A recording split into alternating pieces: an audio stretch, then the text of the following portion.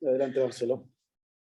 Bueno, bienvenidos a todos, muy buenos días, gracias por participar en esta reunión de nuestra Comisión de Comercio Exterior y Negocios Internacionales de la Cámara Española. Bueno, hoy tenemos el honor, como siempre, cuando lo convocamos, nos hace el honor de participar en estas charlas, el doctor Marcelo Elizondo, que es director de la consultora DNI, Desarrollo de Negocios Internacionales, es presidente del capítulo argentino de la Cámara Internacional de Comercio y analista económico internacional. Bueno, como siempre lo convocamos a Marcelo para que nos hable un poco de estos temas disruptivos del comercio internacional, de lo que está ocurriendo a nivel mundial y también en Argentina, con lo cual, como dijo Sergio, siéntanse libres para en cualquier momento enviarnos sus consultas, sus preguntas. Ya a mí internamente nos han hecho llegar algunas, con lo cual aprovechemos a Marcelo y desde ya muchísimas gracias por tu participación hoy, Marcelo. Bueno, muchas gracias a ustedes. Gracias, Marcelo. Gracias, Sergio. Gracias a la Cámara por la convocatoria. Efectivamente, como en cada ocasión me convocan, para mí es un gusto poder compartir esta reunión con ustedes. No es fácil aceptar las invitaciones cuando ocurren más o menos un mes antes de la fecha en la que uno tiene que exponer, porque cuando uno acepta ni se imagina lo que va a haber ocurrido en el momento en el que tenga que participar en la reunión. Pero para mí siempre es un placer, agradezco a todos los que están presentes del otro lado y les propongo compartir algunas ideas, alguna información, algún análisis y después dialogar o quedar sometido a algunas preguntas. El mundo está en un proceso de cambio profundo, muy marcado, y en ese proceso de cambio, que es un proceso crítico de transformaciones sustanciales, la Argentina parece navegar por aguas distintas. La Argentina está también ante convulsiones, pero más parecidas a sus problemas tradicionales. Creo que hay pocas ocasiones históricas recientes en las que se observa un desacople mayor entre lo que pasa en el mundo y lo que pasa en la Argentina, sobre todo en materia de negocios y de negocios internacionales. Y eso, por un lado, debería preocuparnos, por otro lado, debería llamarnos a la acción y a la influencia en lo que podamos. Por eso cada vez que entidades con la envergadura, la relevancia y la legitimidad de la Cámara Española me convocan, yo acepto, porque me parece que son ámbitos en los cuales tenemos que ir tratando de generar confluencia, por lo menos en términos de tomar noción de lo que está pasando en el mundo y del desacople de la Argentina. Déjenme compartir con ustedes algunas ideas y por supuesto no se puede profundizar demasiado porque nos llevaría toda la mañana, pero sí creo que hay algunos conceptos básicos que es bueno que reforcemos. Lo primero obviamente es en relación a la Argentina. Todos estamos viendo que en la Argentina están ocurriendo diversos acontecimientos que están agravando una situación compleja de desequilibrios múltiples. La Argentina tiene, por un lado, en términos de su vinculación con el mundo, la dificultad de una organización económica que no es compatible con la evolución mundial. Una organización económica que, en mi opinión, tiene 4 grandes dificultades históricas, que en todo caso se han agravado en los últimos días, pero que son históricas. La primera dificultad es que la Argentina tiene un desorden macroeconómico crónico. Es muy difícil para cualquier empresa, persona u organización participar en el nuevo escenario internacional con el desorden macroeconómico que tiene la Argentina, que es crónico. O sea, hoy estamos con preocupación, porque la tasa de inflación seguramente va a superar el 80%, pero la verdad es que con subas y bajas nosotros tenemos problemas en la inflación, en el tipo de cambio, en la tasa de interés, en los precios relativos desde hace mucho tiempo. Entonces, primero es el desorden macro. Y no lo estoy planteando en términos abstractos, sino como uno de los 4 grandes problemas para la vinculación con el mundo. Muy difícil, si uno no tiene posibilidad de cálculo económico interno, competir internacionalmente. El segundo problema que tiene la Argentina es el entorno regulativo, que claramente está quedando antiguo en relación al mundo. El mundo, como lo voy a comentar en breve, está en un proceso de transformaciones muy marcadas, en algunos casos hacia innovación y disrupciones tecnológicas, en otros casos hacia una reformulación del entorno geopolítico. Y eso requiere un proceso de adaptación, para lo cual es requisito un entorno regulativo muy flexible, que admita los cambios. En la Argentina tenemos un entorno regulativo muy rígido, a mí me gusta decir congestionado. Lo que usualmente aparece más rápido cuando uno dice estas cosas es el sistema impositivo y la legislación laboral. Efectivamente, el sistema impositivo argentino no solamente es muy gravoso por la presión fiscal, sino por la complejidad de su administración, por la cantidad de impuestos, por la cantidad de horas que insume el cumplimiento de las obligaciones, por las zonas grises que ponen a muchas empresas en espacios de riesgo formal. Y por supuesto también está la legislación laboral. En realidad, si tenemos el 40% de la economía en negro, eso es una muestra de que el sistema impositivo no funciona. En la Argentina hay más trabajadores fuera de la ley de contrato de trabajo que dentro de la ley de contrato de trabajo. Eso es otra manifestación de que no está funcionando. Pero hay muchos otros ámbitos del entorno regulativo donde se exhibe esta rigidez que impide el dinamismo en la participación internacional. Una enorme cantidad de normas administrativas vinculadas con el desarrollo de las actividades, los negocios, la producción y el comercio. Y ahí tenemos un segundo problema. Ese segundo problema no parece estar solucionándose, al contrario, la tentación es siempre sobreregular. Imaginémonos en particular los asuntos relativos al comercio y las inversiones internacionales, desde la brecha cambiaria del cepo hasta los cupos y las exigencias de autorización para exportar o importar. El tercer problema que tiene la Argentina es, para mí, probablemente el más grave de todos, que es la arquitectura institucional. El mundo exige determinadas certezas para competir en el planeta y uno necesita instituciones. La Argentina no tiene instituciones, lo que tiene son decisiones políticas. O sea, la Argentina, en términos reales, no tiene certezas en términos de cumplimiento de las garantías, de los derechos subjetivos, de las libertades individuales, de la vigencia de los contratos. Hay muchísima incertidumbre en términos de si uno tiene una controversia, cómo la autoridad jurisdiccional la resuelve, mucha politización. Bueno, la inexistencia de instituciones impide certezas. De ahí hay algo que muchas veces yo lo discuto con la dirigencia política, cuando me dicen, bueno, en China tampoco hay democracia, pero en China hay previsibilidad. Nos guste o no, el sistema funciona y tiene un lineamiento y uno sabe cómo funciona el lineamiento. A mí no me gusta que no sea democrática, pero en la Argentina lo que hay es imposibilidad de predecir y eso es falta de institución. Y el cuarto y último problema que tiene la Argentina es la enorme debilidad en términos de la arquitectura institucional. Está claro que la Argentina no tiene suficiente cantidad de acuerdos de libre comercio, de protección de inversiones vigentes, de integración comercial o de complementación económica.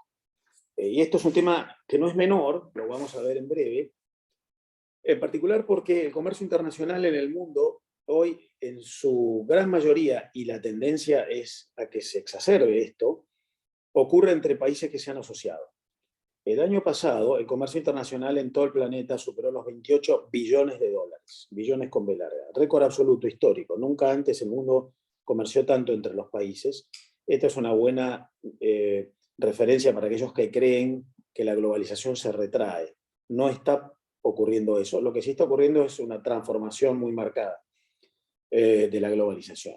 Bueno, de esos 28 billones de dólares entre bienes y servicios, comercio internacional entre todos los países, el 60% ocurre entre países que tienen entre sí acuerdos de integración, de apertura recíproca. Y esto era 30% hace 25 años. El mundo tiende a comerciar más entre aquellos que se integran. En la Argentina solo el 15% de sus exportaciones se dirige a países con los que tenemos acuerdos de integración, de modo que ahí tenemos una dificultad adicional. Por lo tanto, ese cuadrado de dificultades, inestabilidad macro, entorno regulativo muy congestionado, debilidad institucional e inexistencia de acuerdos de derecho público para vincularnos con el resto del mundo, plantea un escenario histórico, más allá de las noticias de los últimos días, que generan los resultados que vemos en la Argentina. Desde que empezó el siglo XXI, un poco más de 20 años, la Argentina perdió el 25% de su participación en el comercio internacional total. Nosotros hoy generamos aproximadamente 0,3% de todas las exportaciones mundiales. En el año 2000 generábamos 0,4%. Perdimos uno de esos 0,4%, 25%. Hace 60 años la Argentina explicaba el 0,8%. O sea, venimos en un proceso de descenso. Pero además, en estos poco más de 20 años del siglo, la Argentina perdió el 75% de su participación en el stock de inversión extranjera directa total en el planeta.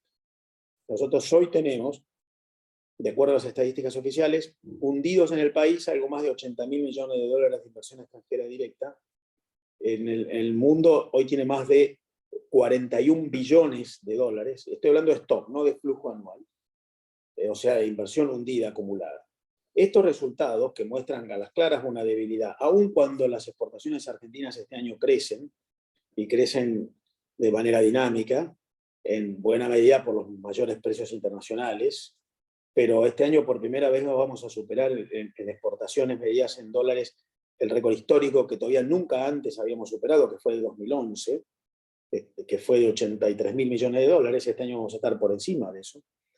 De modo que de medido en dólares seguimos creciendo, pero recién ahora vamos a poder superar el mejor récord histórico de 2011, que fue el anterior superciclo de los precios internacionales, y los países vecinos en realidad habían logrado superar sus mejores récords históricos antes, por lo menos el año pasado, de modo que venimos con una demora en ese sentido.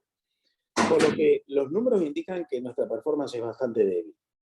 Y en mi opinión hay varias razones que explican eso. Una de ellas es este conjunto de problemas históricos. Las noticias que hemos visto recientemente, lo último fue el cambio de ministro de Economía, que en realidad no parece contribuir a la solución, sino en todo caso mantenerse en la misma línea. La reacción de los mercados ante ese cambio, con un agravamiento de la brecha cambiaria, una mayor presión sobre el tipo de cambio, lo cual supone desconfianza y salida de capitales, y una bastante marcada incapacidad para reacción por parte de la autoridad pública. No tuvimos ni siquiera conferencia de prensa del nuevo ministro de Economía. Tuvimos una enorme incertidumbre generada desde el momento de la renuncia de Guzmán hasta hoy mismo, en términos de lineamientos. Me parece que contribuyen a esto. Por lo tanto, las noticias recientes van en esa línea, pero en realidad la renuncia del ministro sucede a noticias recientes anteriores: la exacerbación del cepo cambiario, la mayor limitación a las importaciones, algo muy crítico.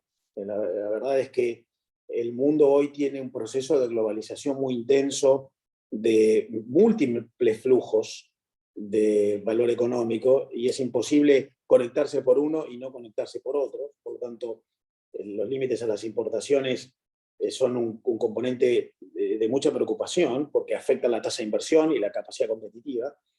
Y antes, muchas amenazas de mayores impuestos para las empresas internacionalizadas, o incluso en particular de más retenciones.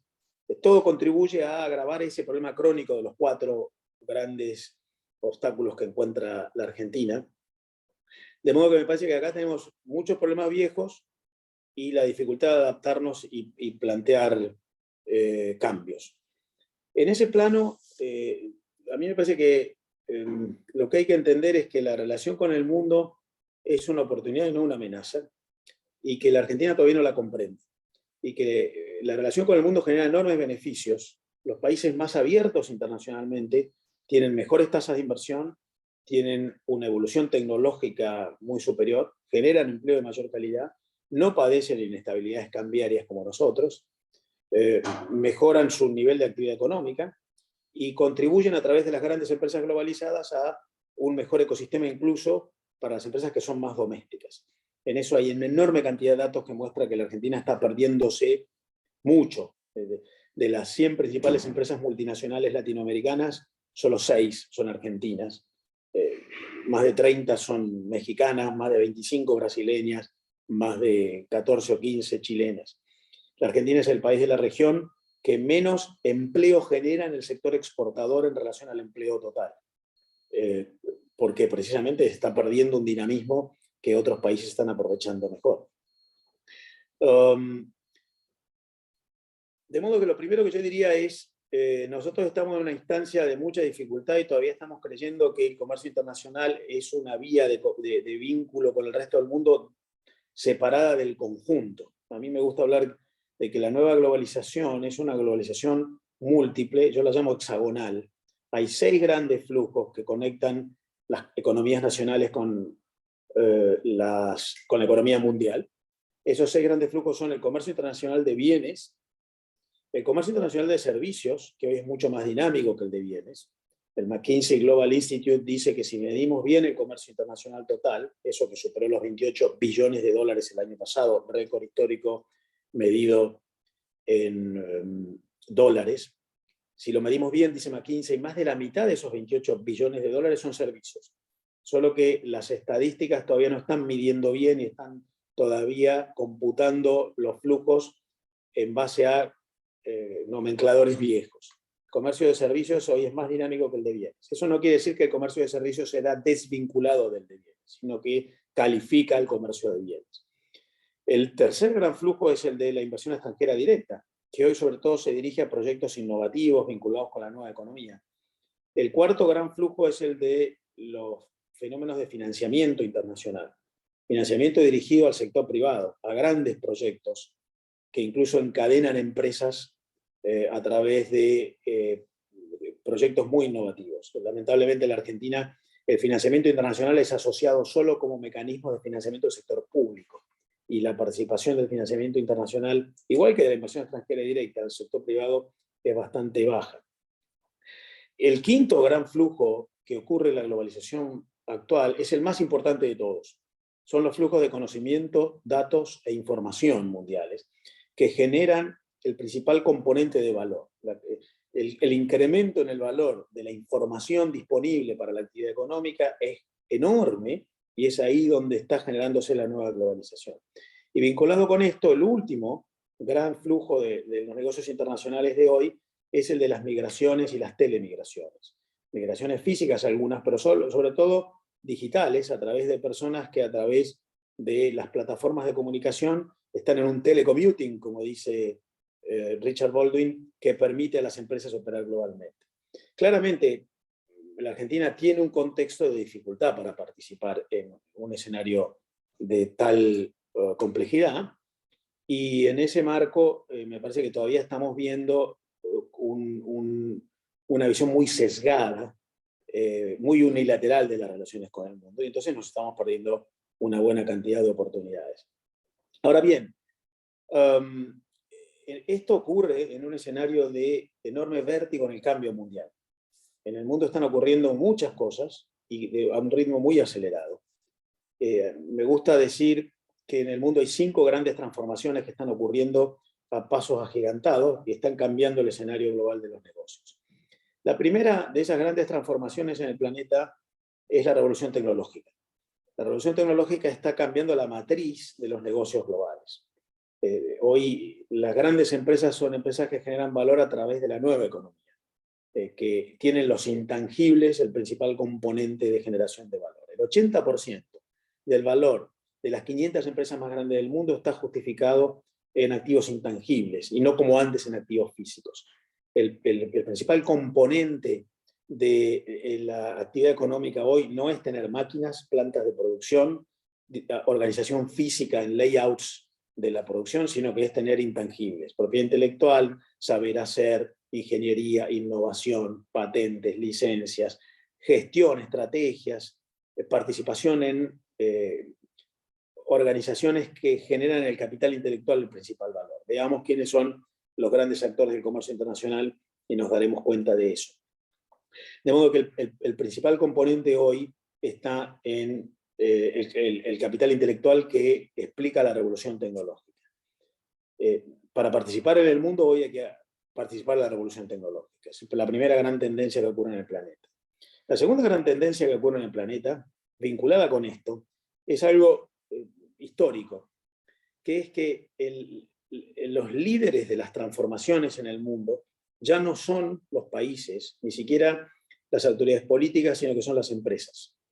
Históricamente, quienes marcaban el rumbo en el mundo eran los acontecimientos políticos. Ocurrió cerca en el tiempo, con la caída del muro de Berlín, o un poco más lejos con las guerras mundiales y las posguerras, y antes con la Revolución Francesa o el proceso del constitucionalismo moderno o el descubrimiento de América. Eran todos acontecimientos políticos que generaban transformaciones. Hoy son las empresas las que están generando nuevos escenarios y la política viene detrás, tratando de regular procesos que se le escapan.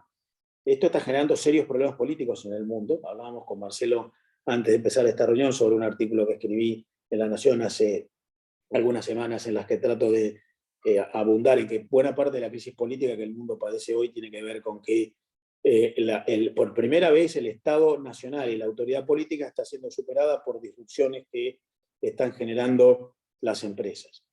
Disrupciones que en algunos casos son funcionales. Los laboratorios ante la pandemia del COVID,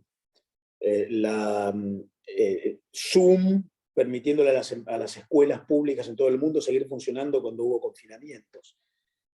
Hoy más de la mitad de todos los satélites circulando alrededor del planeta son de empresas privadas. Y esas empresas privadas están permitiendo, por ejemplo, a los ucranianos conectarse a Internet cuando el Internet organizado por la autoridad pública quedó desactivado como consecuencia de la guerra.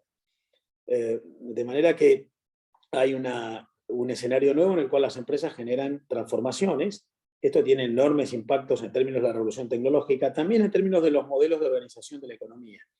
Las viejas cadenas globales de valor, que eran alineamientos de factores a través de los países que iban generando eslabones en una cadena de manera bastante horizontal, están siendo reemplazados por lo que hoy llamamos ecosistemas, que son redes de vinculación alrededor del planeta entre grandes empresas, proveedores de esas grandes empresas, universidades que contribuyen en la generación de conocimiento, formadores de recursos humanos, financiadores a través de instrumentos mucho más dinámicos de financiamiento, las fintech, las agritech, las foodtech, y esos ecosistemas que son grandes plataformas de vinculación entre empresas están cambiando el concepto de las cadenas de valor.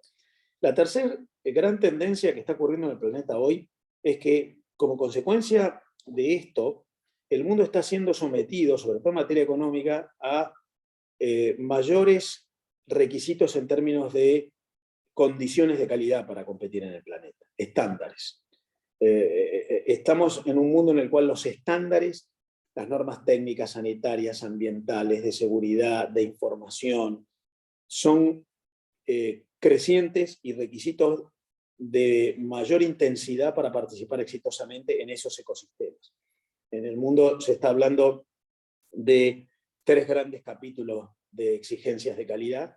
En primer lugar, la vinculación con el ambiente por parte de las empresas y la buena performance en ese sentido. Y cuando hablo de ambiente no hablo solamente del clima. Dice Thomas Friedman que hay en este momento en el mundo 3 acontecimientos que son muy significativos. Los 3, dice él, se explica con la letra M. El primero es la intensificación de la ley de Moore, revolución tecnológica, exponencial, cambio tecnológico, la ley de Moore, la primera M. La segunda M, dice él, es markets, los mercados. Pero no nos engañemos, los mercados siguen siendo muy internacionales, pero con crecientes exigencias. Y la tercera M, dice él, es Mother Nature, la madre naturaleza. Ahora dice, la madre naturaleza no es solamente el clima, no nos engañemos, la madre naturaleza es el respeto a las minorías, la naturaleza humana, los estándares sociales, porque en definitiva eso es la relación del hombre con su ambiente. De modo que hay una enorme cantidad de exigencias en términos de estándares que las empresas tienen que empezar a cumplir. En esto es muy importante entender que el planeta está valorando más las empresas que los productos. O sea, para competir en el mundo, estas nuevas tendencias exigen que tengamos empresas con capacidad de ser elegidas. Aparece la idea de la legitimidad de la empresa. Luego ofrecerá el producto. pero el ciclo de vida de los productos se acorta. Por lo tanto, es muy importante ser una empresa elegible en un ecosistema para transformarse en un actor de los negocios, más que tener un buen producto que rápidamente puede ser reemplazado. De modo que he dicho tres grandes tendencias: revolución tecnológica, empresas que lideran y estándares y requisitos cada vez más exigentes.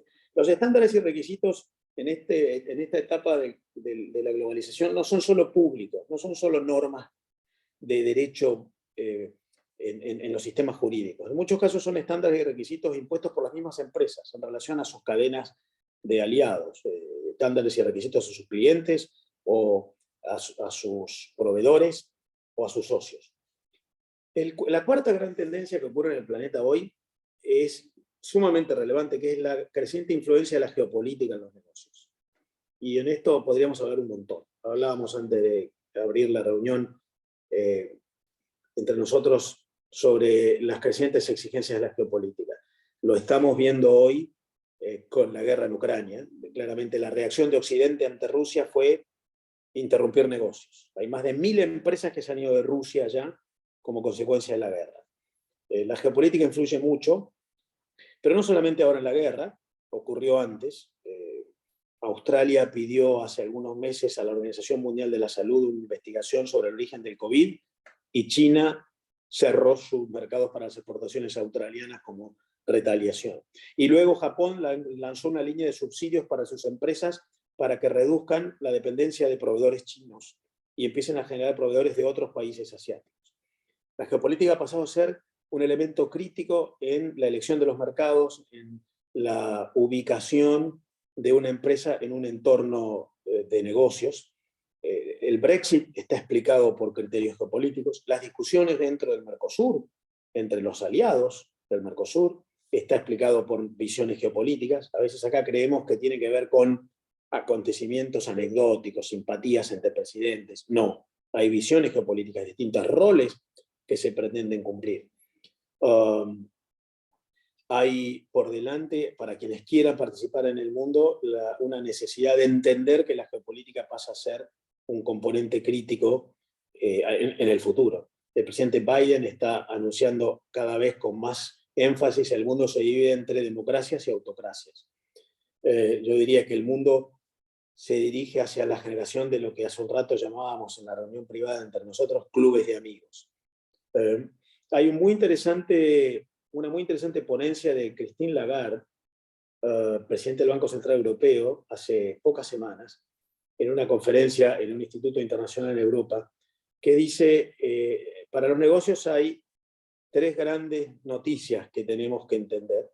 Lo primero es que el cambio climático, el COVID, la guerra, el mal funcionamiento en las cadenas de aprovisionamiento en el planeta han generado disrupciones, y muchos están diciendo, bueno, el offshoring de la gran globalización está en crisis, ¿no? Esto de tener un proveedor en China que no pueda cargar sus productos desde Shanghái porque el puerto está cerrado por las sanciones contra el COVID, o de tener algún proveedor en Rusia o en Ucrania y que la guerra impida su cumplimiento, o depender de los chips en Taiwán y que no haya abastecimiento por la sobredemanda en el rebote post-COVID, hace que el offshoring esté en tela de juicio.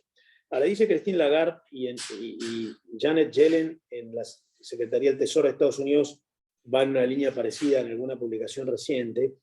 Ese offshoring, que era globalización universalista, no va a ser reemplazado por el reshoring, por la renacionalización y la desglobalización. En todo caso, dice Christine Lagarde, ni siquiera por el nearshoring, busquemos socios más cercanos, sino por el friendshoring. Busquemos socios en países amigos. Friendshoring. Países elegibles, la idea de la legitimidad. Yo voy a tener socios a los cuales les voy a comprar, o con los cuales voy a invertir, o con los que voy a planificar, donde haya confiabilidad. De modo que aparece la idea del friendshoring como un requisito propio de la geopolítica, influyendo en los negocios. Si yo no provengo de un lugar elegible, es posible que aún con un buen producto sea desplazado. La segunda idea que plantea Christine Lagarde es, entonces, la idea de las cadenas globales de valor, en las que los eslabones se ocupan por espacios de producción con costos más bajos, la eficiencia, ya no tiene tanta vigencia y lo que queremos es una diversificación de proveedores para reducir riesgos. Es muy importante la seguridad, la certeza. Aparece el paradigma del valor por sobre el paradigma del costo ante la emergencia de problemas como los que hemos tenido recientemente, de embudos y cuellos de botella.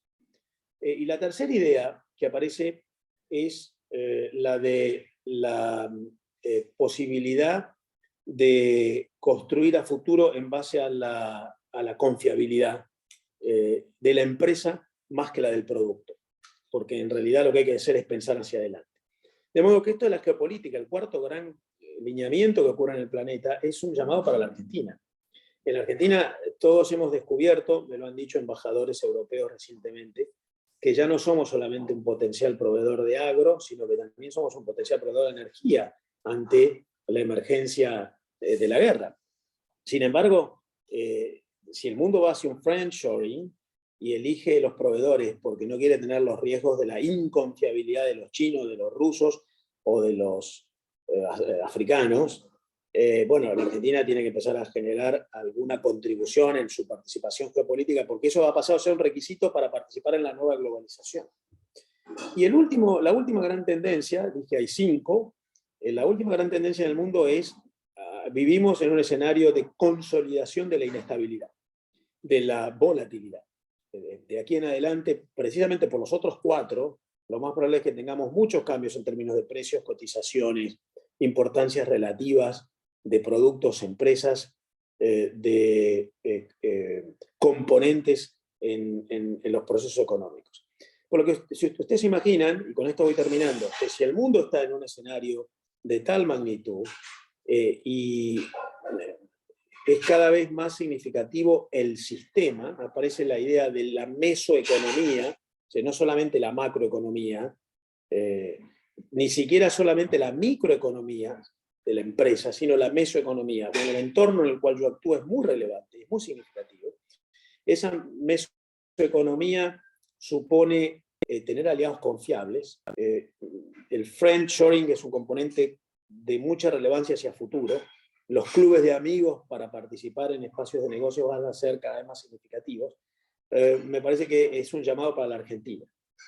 Por lo tanto, la Argentina tiene que hacer un enorme esfuerzo en términos de mejorar su capacidad doméstica, mejorar su tasa de inversión, que es muy baja, mejorar el cumplimiento de las instituciones, mejorar la capacidad de acceso a financiamiento, mejorar la calidad de sus recursos humanos, mejorar la evolución tecnológica, mejorar su inserción externa, pero también tiene que generar bienes públicos vinculados con este nuevo escenario.